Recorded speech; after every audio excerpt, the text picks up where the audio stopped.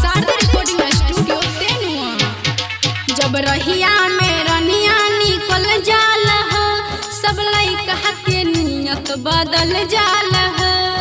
ए बाबू जब रहिया में रनिया निकल जाल हो, सब लइका के नियत बदल जाल हो।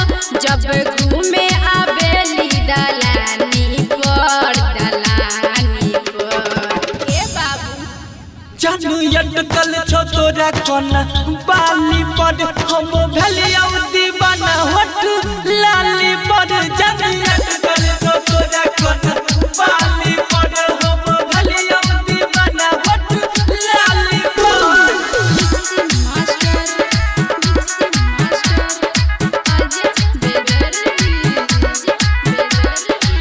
सब लइका बाटे हमारे परसान, हमारे परसान। सब लइका छीरो केला हमारे पजाने हो, हमारे पजान। ए बाबू जरा पीछे हट जाओ। ए सुना सबके दुनियत बिगाड़ देबेलू, जब ले तुरबा सवार लेबेलू, जब ले तुरबा सवार लेबेलू।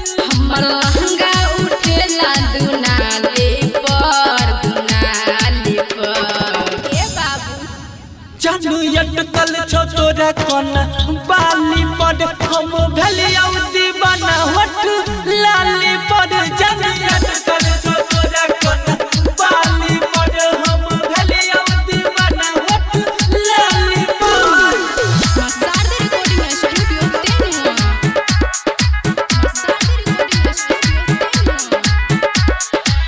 भाभी से भर्ती प्यार करहतर साँच के, करतर साँच के।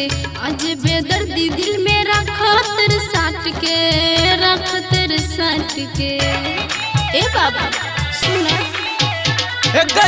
दोस्त ने हमरा नजरिया के बगल रो गई उमरिया के, बगल रो गई उमरिया के। सेठ बादल बैठल दिल के डाली पर, डाली पर।